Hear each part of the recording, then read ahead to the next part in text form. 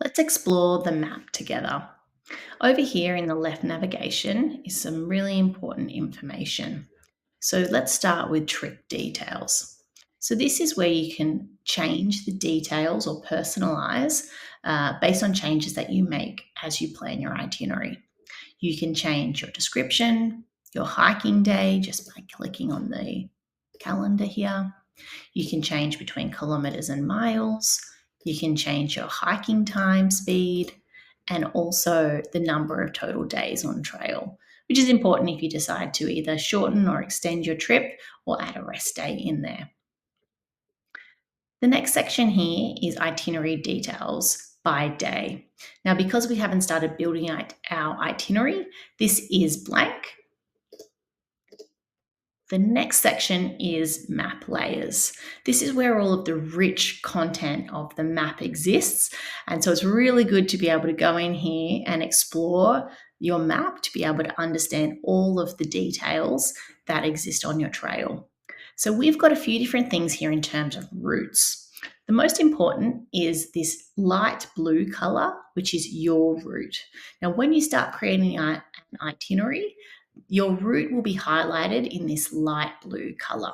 Now, because we haven't done that yet, you won't see it on the map. So the other routes that you'll see, let's zoom in here, is a dark red color, which is main trail, dark blue color, which is alternative trails. We've got transport details, and then also other trails that exist in this dark grey color.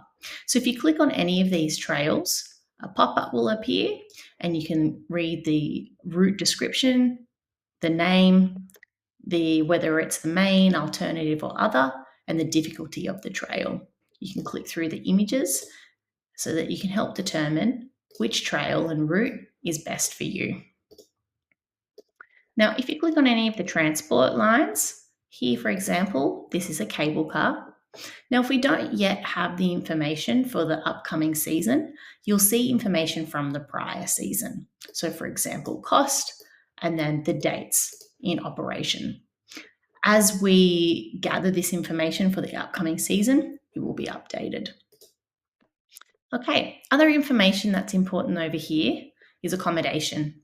So if you already know that you only want to stay in a bed, so for example, in a mountain hut, a hotel, you can click off here just by toggling campgrounds and bivouacs. So what that means is it'll declutter your map, and also the reverse. If you only want to be looking at campgrounds, you can turn off the beds, and therefore they are all removed from the map.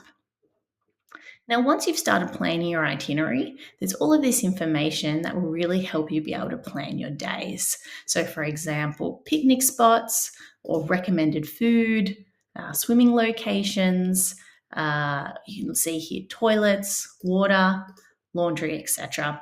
And all this information is also passed through to your custom GPS map files. Now, if you're looking specifically for transport, so where the bus stops are or train stops, I'll zoom in here. And here, for example, you'll see train stops appear. You can also have a look where the bus stops are. So this really helps you be able to plan the details of your trip. Now, lastly, we have a current snow depth layer. Now, this isn't really important while you're in the planning stage, but it becomes very important as you get closer and closer to the season.